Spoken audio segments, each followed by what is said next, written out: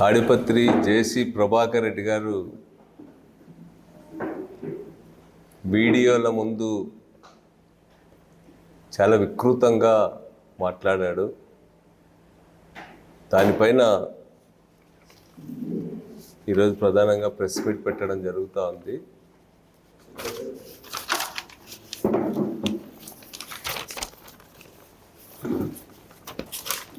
నేను చాలామందిని ఈ 2 రోజులుగా మా ఇంటికి వచ్చే వాళ్ళను, లేకపోతే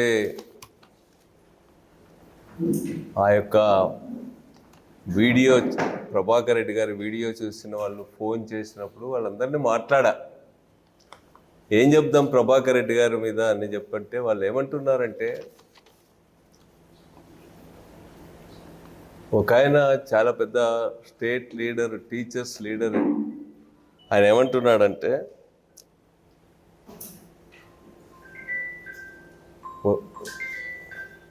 వదిలేద్దామన్నా పేడ పైన రాయేసి చిట్లించుకోవడం ఎందుకన్నా, మనము మర్యాద ఉన్న వాళ్ళం అనేటువంటి పద్ధతిలో ఉన్నాడు. ఇంకో పల్లెల వాళ్ళు వచ్చిన వాళ్ళు ఏమన్నారంటే, ఆయనకి పిచ్చి పట్టిందన్న, ఆయన మీద ఏమో వదిలేద్దామన్నా, ఎందుకు మాట్లాడాలి ఆయన మీద అన్న. ఇంకొక ఆయన ఏమన్నాడంటే, ఆయన అన్నీ వదిలేసినాడు, ఆయనకు మనం సమాధానం చెప్పేదన్నా, మనం ఏదో మర్యాదగా ఉండేవాళ్ళం అనేటువంటి పద్ధతుల్లో మాట్లాడాలి. అట్లా ఎవరికి ఫోన్ చేసినా కూడా ఆయన ప్రెస్ మీట్ చూస్తే అందరూ నవ్వుకుంటారు, లాఫింగ్ స్టాక్ అయిపోయినాడు ప్రభాకర్ రెడ్డి గారు అనేటువంటి మాట మాట్లాడుతూ ఉన్నారు.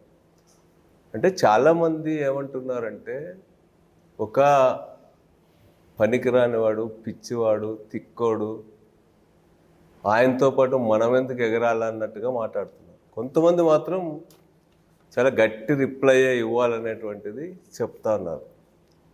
అంత దారుణంగా మాట్లాడడం ఏంది, మేము సహించలేకపోతున్నాం, మా ఊళ్ళో అందరం లారీ వేసుకొని పోదాం అనంతపురికి అని అంటున్నారని చెప్పి ఒక సర్పంచ్ మాట్లాడారు. అట్లాంటి రియాక్షన్స్ ఉన్నాయి. ఈ ప్రెస్ మీట్ పైన చాలా విస్తృతమైన చర్చ జరిగింది. రాష్ట్ర వ్యాప్తంగా కూడా చాలా పెద్ద ఎత్తున యూట్యూబ్ ఛానల్స్లో కానీ, లేకపోతే సోషల్ మీడియాలో కానీ ఇవన్నీ కూడా పెద్ద ఎత్తున వాళ్ళ ముందుకు తీసుకుపోయారు. కానీ నేను చెప్పేది ఏమంటే, ప్రభాకర్ రెడ్డి గారు మాట్లాడిన పదజాలాన్ని మేము కూడా ఉపయోగిస్తే ఈయన మీకు కూడా ఏమైనా పిచ్చేమన్నా అంటారు. అంటే ఎవడు కూడా అట్లా దిగజారి మాట్లాడాలా పాలిటిక్స్లో అని చెప్పి ఎవరు కూడా కోరుకోవడం లేదు. ఎందుకంటే పాలిటిక్స్ అంటే ఈ ప్రెస్ మీట్లు ఇవన్నీ అంటే నేను ప్రభాకర్ రెడ్డి, నేను అనంత వెంకటరామరెడ్డి, పెద్దారెడ్డి చూసేది కాదు. ఇది వేల మంది ఈ యొక్క యూట్యూబుల్లో లక్షల మంది చూశారు. వాళ్ళలో ఇంజనీర్స్ ఉంటారు, డాక్టర్స్ ఉంటారు, సైంటిస్టులు ఉంటారు, ఎంతమందో మేధావులు ఉంటారు, ఎంతమందో ప్రజాతంత్ర ప్రియులు ఉంటారు, ప్రజా జీవితంలో దశాబ్దాల పాటు గడిపినటువంటి వాళ్ళు అందరూ కూడా అబ్జర్వ్ చేస్తూ ఉంటారు. అందుకనే ఏదో ప్రభాకర్ రెడ్డిని ఆయన వాడిన పదజాలాన్ని నేను వాడాలని చెప్పి నేను అనుకోవడంలా. నేను ఒక్కసారి ప్రభాకర్ రెడ్డిని కూడా అడుగుతూ ఉన్నా, ఒకసారి నువ్వేం మాట్లాడావో, ఎంత వికృతంగా, ఎంత నీచంగా, ఎంత దారుణంగా మాట్లాడినావో ఒక్కసారి నీవు మాట్లాడింది నీవే చూసుకో, నీకైనా సాటిస్ఫాక్షన్ అవుతుందా అని చెప్పి అడుగుతున్నా. లేకపోతే మీ కుటుంబ సభ్యులందరి సమక్షంలో చూడు, వాళ్ళు ఎవడైనా బాగా మాట్లాడినావనే మాట అంటారా, ఈ విధంగా మాట్లాడరాదనేటువంటి మాట అంటారా అని నేను అడుగుతా ఉన్నా. ప్రభాకర్ రెడ్డి గారు నన్ను మా నాన్న మా అమ్మే పరుషంగా ఎప్పుడు తిట్టలా. నా దగ్గర ఉన్న డ్రైవర్స్ను కూడా 30 ఏళ్ళు 40 ఏళ్ళు నా దగ్గర పనిచేసిన పిల్లలు ఉన్నారు. ఒక్కసారి కూడా వాడిని రా అని కూడా ఎప్పుడు మాట్లాడాను నేను. అట్లాంటిది అబ్బా అంటావు, ఆనా కొడుకులు అంటావు, ఈనా కొడుకులు అంటావు, ఎందుకంత దురహంకారం అని చెప్పి నేను అడుగుతా ఉన్నా. ఏం నీ అహంకారం? డబ్బులు ఉన్నాయనే కదా. అక్రమ వ్యాపారాలు చేసి కోట్ల రూపాయలు సంపాదించి పాలిటిక్స్లో నెలవారీ జీతాలు ఇచ్చి 200-300 మందికి తోడేళ్ళ మాదిరి ఎంట పెట్టుకొని తిప్పుతూ నీ ఇంటి మీదకి వస్తాం, నా ఇంటి మీదకి వస్తాం అని చెప్పి బెదిరించుకుంటూ తిరుగుతున్నావు. నువ్వు డబ్బు లేకుండా ఒక్కరోజైనా రాజకీయం చేయగలవా అని చెప్పి నేను అడుగుతా ఉన్నా. వాళ్ళ ఇంటి మీదకి వీళ్ళ ఇంటి మీదకి వస్తా అంటావు. వాడు జమ్ముల మడుకు పో, నీ జనాన్ని అంతా వేసుకొని పోగలవా నువ్వు? మేమేం నీ మాదిరి గుంపులు వేసుకొని తిరిగే వాళ్ళం కాదు. ఇన్నేళ్ళ రాజకీయాల్లో మహా అంటే 5 మంది 6 మంది పోతాం మేము ఎక్కడికి పోయినా కూడా. ఇవన్నీ చూసిన వాళ్ళమే మేము. చాలా భయానక వాతావరణంలో కూడా పనిచేసాం మేము. మా పైన లేని కేసులు లేవు. 302 చూసాం, 307 చూసాం, ఇంకా ఎన్ని ఉన్నాయో అన్ని కేసులు చూసాం. ఒక ఆడపిల్లలు రేప్ కేసులు తప్ప అన్ని కేసుల్ని ఎదుర్కొన్న వాళ్ళం మేము. ఎన్నో స్ట్రగుల్స్ ద్వారా బయటకు వచ్చినటువంటి వాళ్ళం మేమందరం కూడా. నువ్వు బెదిరిస్తే బెదిరే వాళ్ళం అనుకుంటున్నావా? ఏమనుకుంటున్నావు నువ్వు అసలు? ఏం నీ వికృత చేష్టలు? ఏమి నీ ఆ చేతులు తిప్పడం ఏమి, గడ్డము తిప్పడం ఏంది, మీసాలు తిప్పడం ఏంది? ఎందుకంత వికృతంగా ప్రవర్తిస్తున్నావు అని చెప్పి నేను అడుగుతా ఉన్నా. ఆ వికృత ప్రవర్తనని ప్రజలు ఎవరైనా అభినందిస్తారా అని అడుగుతా ఉన్నా. నేను అంత చదివినా, ఇంత చదివినా, అన్ని భాషలు వచ్చు, ఇన్ని భాషలు వచ్చు, ఏం కాల్చుకుది నాకు అవన్నీ? సభ్యత లేదు, సంస్కారం లేదు, ఒక నమ్రత లేదు, వినయం లేదు. ఒక 15 ఏళ్ళు, 20 ఏళ్ళు, 40 ఏళ్ళు, 50 ఏళ్ళు పనిచేసిన రాజకీయాల్లో, ప్రజా జీవితంలో ఉన్న వాళ్ళ పట్ల ఏ విధంగా సంబోధించాలా, వాళ్ళ గురించి ఏ విధంగా మాట్లాడాలా అనేది ఏమైనా తెలుసా? ఏం నేర్చుకున్నావు నువ్వు అని అడుగుతా ఉన్నా నేను. ఇన్నేళ్ల రాజకీయం చేసినాం. మా తాత, మీ తాత, మీ నాయన వాళ్ళ గౌరవాన్ని ఏమన్నా నువ్వు ముందు తీసుకుపోయేటట్టు ఉందా నీది? అసలు జేసీ అంటేనే ప్రజలు అసహించుకునేటట్టు దిగజార్చినావు. మీ కుటుంబ ప్రతిష్టను దిగజార్చినావు. అసలు నువ్వు మీ కుటుంబానికే శత్రువు అని చెప్పి నేను అడుగుతా ఉన్నా. ఏం మాట్లాడుతున్నావు నువ్వు? ఏం పడితే అది మాట్లాడతావా? నువ్వేమన్నా ఆణిముత్యం అనుకున్నావా? నీ ఇంటి మీదకి వచ్చినారని చెప్పి అంత బాధపడతావే? ఎన్ని కొంపలు కూల్పించలా నువ్వు? ఎంతమంది భార్యల ముందు వాళ్ళ ఇండ్లన్నీ ధ్వంసం చేసి రాలా? నీ ధ్వంస రచనకు భయపడి, లేకపోతే దుష్టులకు దూరంగా ఉండాలని హైదరాబాద్లో, బెంగళూరులో ఎంతమంది గౌరవంగా బతికే నాయకులు ఊర్లో వదలలేదా? అనంత వెంకటరామరెడ్డి గారిని మాట్లాడతావు, రంగయ్య గారిని మాట్లాడతావు. దమ్ముడికి పనికి రాలంట. దమ్ముడికి పనికి రాని చేతుల్లో నువ్వు ఓడిపోలేదా రంగయ్య గారి చేతిలో? వాళ్ళకి ఏమన్నా మీ మాదిరి ఏమన్నా అట్లాంటి దోపిడీ దొంగతనాలు చేసేటువంటి వాళ్ళు ఏమన్నా ఏం పడితే అది మాట్లాడతారా? నేను అడుగుతా ఉన్న పోలీసులను కూడా, వాళ్ళు మాట్లాడే స్పీచెస్, వాళ్ళు వీడియోల్లో మాట్లాడుతున్న తీరు వల్ల జిల్లాలో లా అండ్ ఆర్డర్ ప్రాబ్లం రాదా అని చెప్పి నేను అడుగుతా ఉన్నా. ఫ్యాక్షన్ పెరుగుదలకు దారి తీయదా? అది ఉద్రిక్తతలకు దారి తీయదా అని అడుగుతా ఉన్నా. ఇదేమన్నా వీధి పోరాటాల రాజకీయం అంటే? ఛాలెంజ్లు చేసుకొని వీధి నాటకాలు అనుకున్నావా నువ్వు? నీ మాదిరి మేము మాట్లాడలేమా? నీకంటే మేము చిన్నవాళ్ళమైన మేము మాట్లాడితే ఏం తల ఎక్కడ పెట్టుకుంటావు నువ్వు అని అడుగుతా ఉన్నా.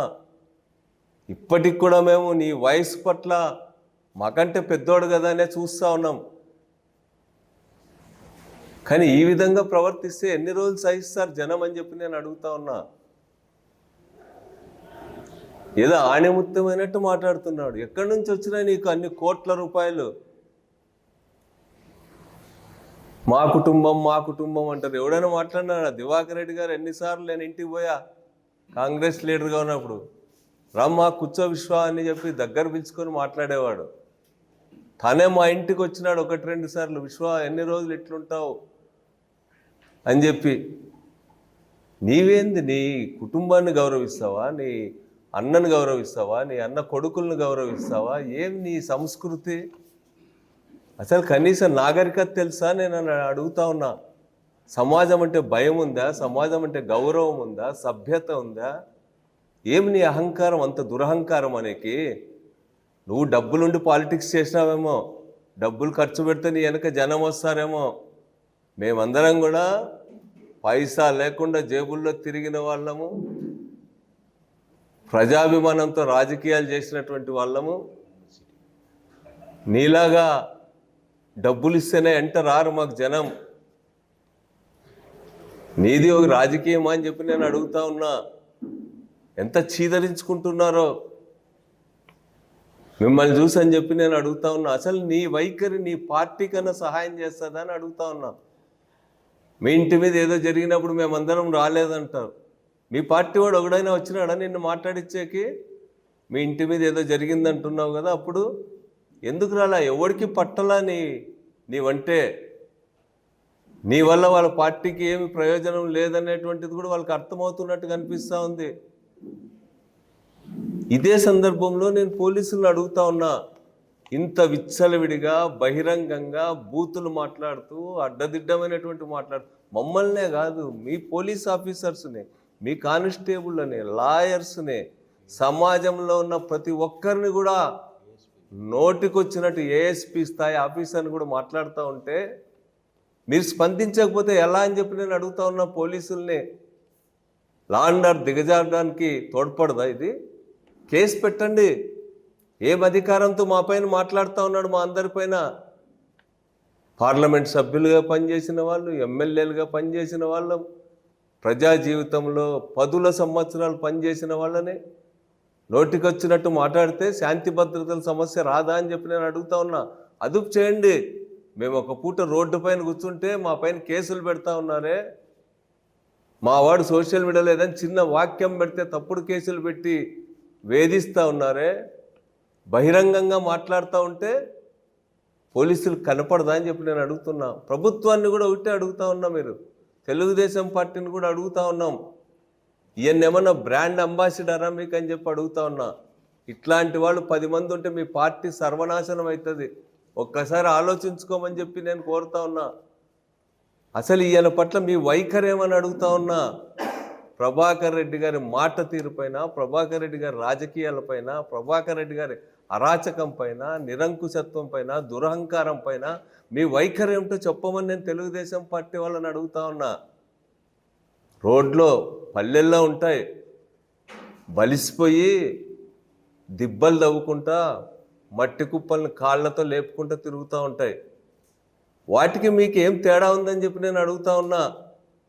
బరి తెగించినారు మీరు. పల్లెల్లో అంటూ ఉంటారు, సాయంత్రం పూట అయితేనే తిట్టి తిరుగుతూ ఉంటారు కొంతమంది, ఊరూరు ఇల్లు ఆ తలుపు తట్టుకుంటూ ఈ తలుపు. ఏమంటారు? ఈరోజు చాలా ఎక్కువైపోయింది వీడికి, ఇంత తాగేసినాడు అంటూ ఉంటారు. అట్లా వాళ్ళని ఏం చేస్తారు? అందుకని నేను ఒక్కటే అడుగుతా ఉన్నా, ఇన్నేళ్ళు 60 ఏళ్ళ రాజకీయాలు ఏం నేర్చుకున్నావు నువ్వు అని చెప్పి నేను అడుగుతా ఉన్నా. ఎదుటివాడిని గౌరవించడం తెలీదు, పెద్దల్ని గౌరవించడం తెలీదు, సభ్య సమాజం పట్ల ఒక గౌరవం లేదు నీకు, దురహంకారం. అసలు నీకు కుసంస్కారి నువ్వు అని అడుగుతా ఉన్నావు. సంస్కారం తెలుసా? ఒక లీడర్లు మాట్లాడితే, ఒక మనిషిని మాట్లాడితే వాళ్ళ కుటుంబ సభ్యులు ఏం బాధపడతారు, వాళ్ళని అభిమానించే వాళ్ళు ఎట్లా ఫీల్ అవుతారు అనేటువంటి కనీస మానవతా జ్ఞానం ఉందా అని చెప్పి నేను అడుగుతా ఉన్నా. ఏం పడితే అది మాట్లాడతావా? ఏం చేస్తావు నువ్వు? 20 జీపులు వేసుకొని వస్తావు అంతే కదా. మేము 5 మంది నలుగురే తిరుగుతూ ఉంటాం. నాకేం అట్లా నీ మాదిరి జనాన్ని వేసుకొని తిరిగే అలవాటు కూడా లేదు. అయినంత మాత్రం భయపడతామా? అన్నీ చూసినాం మేము కూడా. మా నాన్న మా తమ్ముడు హత్య గావించబడిన 2వ రోజే నడిచి తిరిగిన పల్లె పల్లె ఇల్లు తిరిగి జనాన్ని సమీకరించి ఎస్పీ ఆఫీస్ ముందు 100 మందితో ధర్నాలు చేశాం. భయపడలా. మాకు అప్పుడు జీపులు లేవు, మోటార్ బైకుల్లో తిరిగిన మా గన్మెన్ ఎక్కించుకొని మోటార్ బైకులో తిరిగి భయానక వాతావరణాల్లో పనిచేసినాం. హత్యలు జరిగిన 2 నెలలకే మా పార్టీ జిల్లా సెక్రటరీగా కమ్యూనిస్ట్ పార్టీలో పెడితే 1.5 సంవత్సరంన్నర చేపల మీద ఆఫీసులో పడుకున్నాం.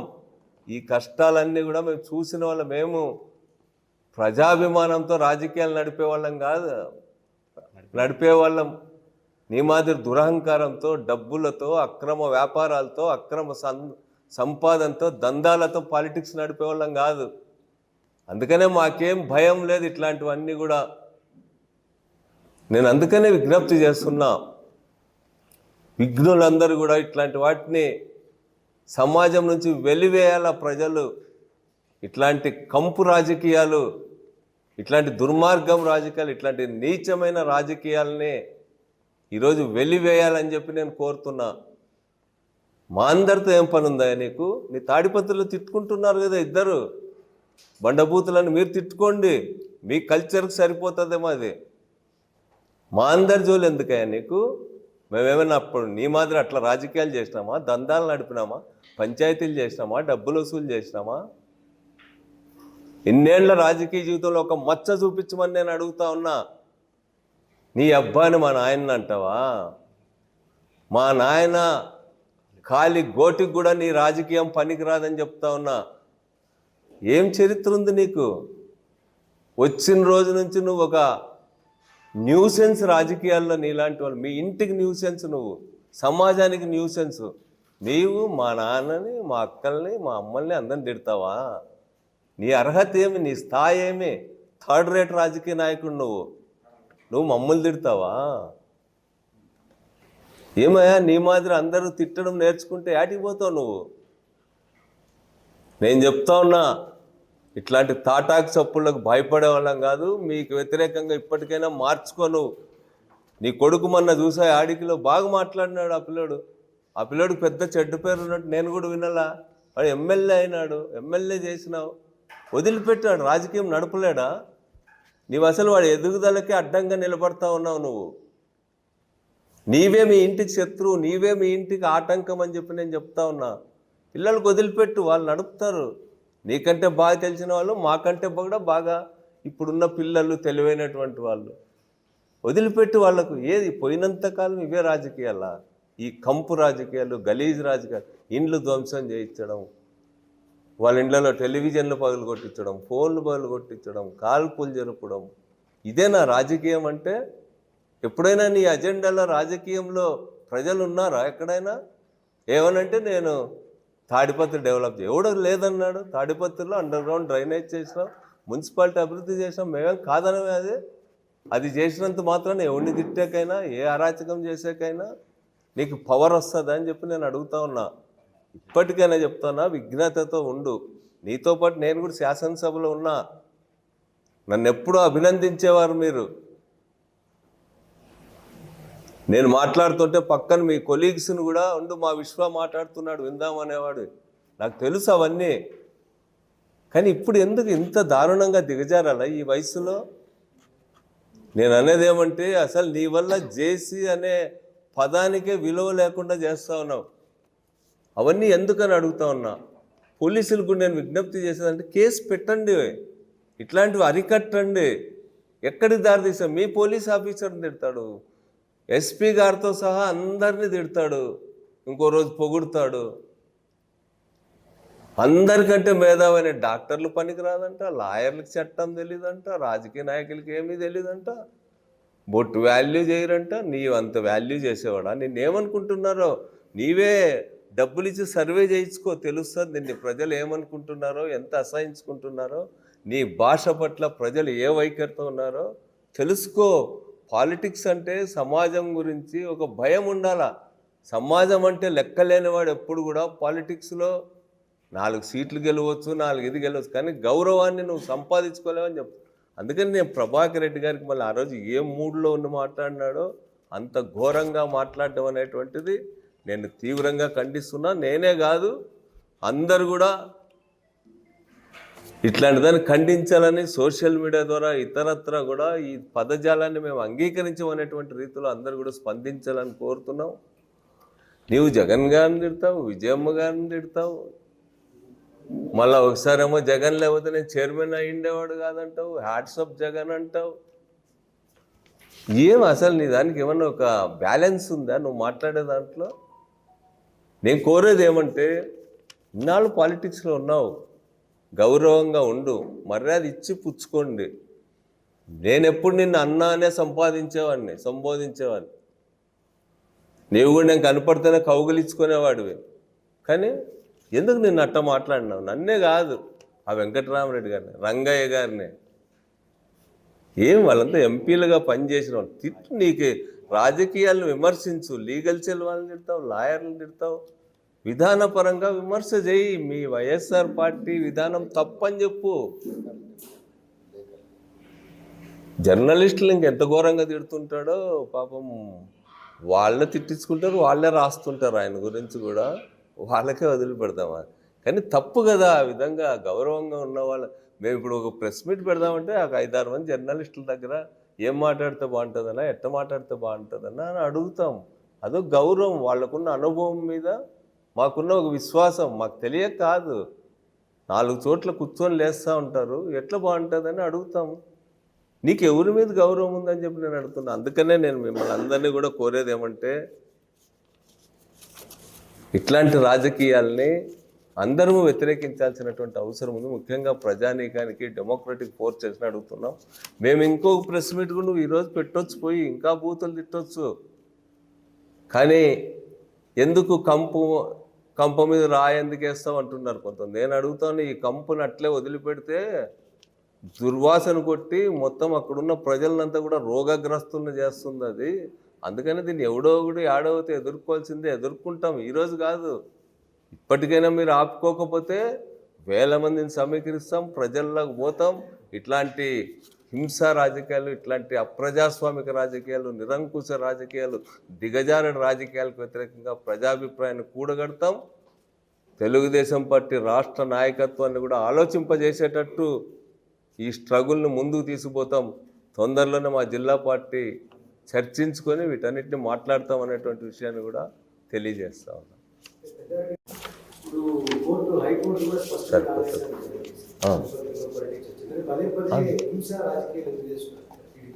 నేను అదే చెప్తున్నా. అసలు వీళ్ళకు అప్పుడప్పుడు ఏదేదో కోర్టులు అంటాడు, ఏదేదో నేను చదివినా చట్టాలు అంటాడు.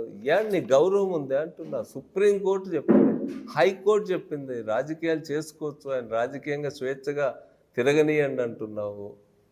నీ అధికారాన్ని అడ్డు పెట్టుకొని వక్ర భాష్యాలు చెప్తూ, రాంగ్ ఇంటర్ప్రిటేషన్స్ చెప్తూ, అసలు కోర్టులు చెప్పిన దాన్ని కూడా నువ్వు అమలు చేయవా? కోర్టులు అంటే కూడా గౌరవం లేదా మీకు? చంద్రబాబు నాయుడు గారిని కూడా అడుగుతా ఉన్నా, మీరు ఏం చెప్పరా ఇట్లాంటి వాళ్ళకి? మీకు తెలిసే జరుగుతూ ఉందా ఇదంతా? లోకేష్ గారి ఆదేశాలతోనే పోలీసులు ఆయనకు అంత స్వేచ్ఛ ఇచ్చినారా అని నేను అడుగుతా ఉన్నా. మాట్లాడండి, మీరు కంట్రోల్ చేయండి. ఇట్లాంటివి చాలా నీతి మాటలు చెప్తూ ఉంటారు కదా, చాలా గొప్ప గొప్ప మాటలు చెప్తూ ఉంటారు కదా. మీరందరు చూడలేదా మమ్మల్ని అందరినీ రాజకీయాల్లో? ఆ మాట్లాడుతూ ఉంటే అసలు ఇంట్లో ఆడవాళ్ళు ఏమంటా ఉన్నారు నువ్వు మాట్లాడదాన్ని చూసి? ఈరోజు నా భార్య కామెంట్ చేస్తూ ఉంది, రేపు నేనట్టు మాట్లాడితే నీ భార్య కూడా కామెంట్ చేస్తుంది.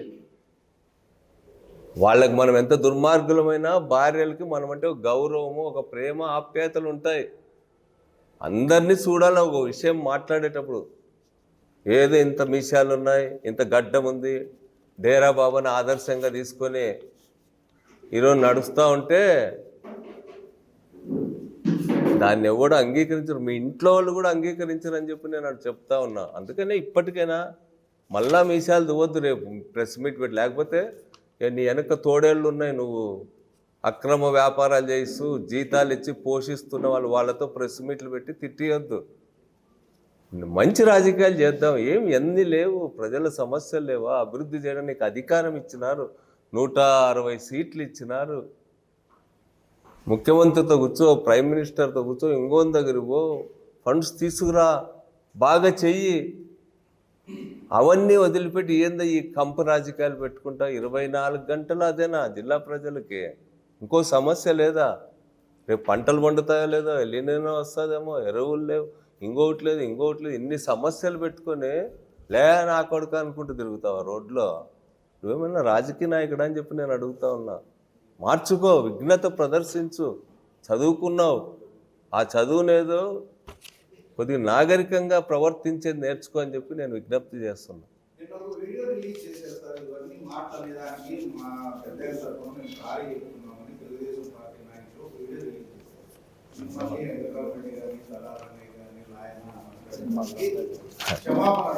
నేనేం చెప్తున్నా అంటే మంచిది అట్లా ఉంటే మేమేమి కక్షపూరితంగా వ్యవహరించే వాళ్ళం కాదు. మంచిది అట్లాంటి దాంతో దిగొచ్చి నిజమైన రాజకీయాలు చేద్దాం. ఏంది కంపు రాజకీయాలు 24 గంటలు ఇవేనా తిట్టుకునేది? నేను ఎన్నేళ్ళలో ఆయన్ని నన్ను బాగా గౌరవించేవాడు, నేను కూడా ఆయన అన్న అనేవాడు. వాళ్ళ కుటుంబంలో కూడా నేను పోతేనే అందరు చాలామంది నిలబడుకుంటారు, కానీ నేను పోతేనే చీర లాక్కొని కూర్చుంటాం, నేను పోతేనే వాళ్ళు కూడా కూర్చోమనేవాళ్ళు. ఇప్పుడు ఎందుకు ఇట్లా మాట్లాడితే మేము ఊరుకోండి. దేశం అంతా అదేమో అంటారు చూడు, బజార్లో తిట్టి ఇంట్లోకి వచ్చి కాళ్ళు పట్టుకున్నట్టు ఓ చిన్న వీడియోలో కూడా అనామకంతో పెట్టించినాడు అని చెప్తా ఉన్నావు నువ్వు. ఇప్పుడు నా మీద తిట్టిండేటివి ఎన్ని పోయినాయి, ఎంతమంది ఫోన్లు చేస్తున్నారు, ఆడే నిన్ను కూడా అంటాడా అని. లాస్ట్ గవర్నమెంట్ వైఎస్ఆర్సీపీ గవర్నమెంట్ లో ఎస్వి రవీంద్రారెడ్డి అంటే అలియాస్ పొట్టి రవి అనే వ్యక్తిని 5 సంవత్సరాలు కనీసం తాడిపత్రికి రానిలేదు. అప్పుడు ఏమైంది ప్రజాస్వామ్యం? వాళ్ళు కూడా సుప్రీం కోర్టు నుంచి ఇప్పుడు కాదు, నేను ఒకటే అంటున్నా, ఇప్పుడు నీ ఇంటి మీదకి వచ్చినప్పుడు అప్పుడంతా కూడా ఎవరు నీకు జిల్లాలో వేరే ప్రాంతం నుంచి వచ్చి ఏంపా ప్రభాకర్ రెడ్డి నీకు ఇట్లా జరిగిందా, నీ కన్నీళ్ళు దూడ్చిపోయిన వాళ్ళు ఎవరైనా ఉన్నారా? ఎందుకు లేరు? దుష్టులు దూరంగా ఉంటాం అనుకుంటారు. నువ్వు ఇప్పుడు నా మీద దాడి జరిగింది అనుకో, నలుగురు వచ్చి మాట్లాడించాలి కదా మా జిల్లా, మా పార్టీ లీడర్లను. నీ పార్టీ వాడు రానప్పుడు మేము రాలేదంటావు. మేము ఎట్లా వస్తాం? ఒక పార్టీలో ఉండి అదే పార్టీ వాడి మీద నువ్వు కంప్లైంట్ చేసేటప్పుడు మేము ఆయనకు చెప్తాం, పెద్దారెడ్డి గారు అదేదో జరిగినప్పుడు అందరం మంచిది కాదు, అది బాగాలేదు, దానివల్ల మనకు చెడ్డ పేరు వస్తుంది అన్నాము. అంతకు మించి బజార్లోకి వచ్చి అరుస్తాము. నీ పార్టీ వాడే చెప్పడంలా. పోయి ఒకడు హైదరాబాద్లో కూర్చుంటారు, ఒకరు బెంగళూరులో కూర్చుంటారు. ఎవడు చెప్పాడు? నేను ఎవడన్నా మాట్లాడిచ్చేకి వచ్చినారా? మేమన్నా కనీసం పాపం అట్లా అనరాదు అని అన్నాం. మీ వాళ్ళు అది కూడా అనలే, బాగా జరిగింది వీడికి అనుకున్నారు మీ వాళ్ళు. అంతే కదా. Okay, thank you.